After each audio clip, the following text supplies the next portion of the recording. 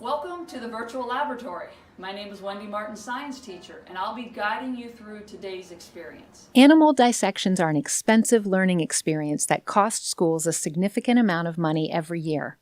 Fortunately, virtual reality provides a comparable solution that can considerably reduce those costs. Dissections in VR are an excellent example of a user-friendly science education solution.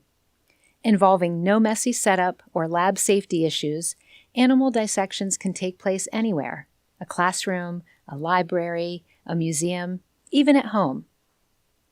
Wendy Martin, a national award-winning science teacher and host of our VR science curricula, has been digitized to provide real-time instruction to learners.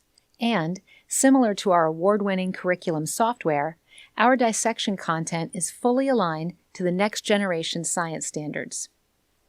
Science teachers will feel confident that our VR frog dissection experience is a suitable substitution for the traditional classroom experience. No detail has been overlooked, from our 2-scale lifelike virtual frog, the dissection equipment, and most important, our standards-aligned teacher-facilitated guided lesson.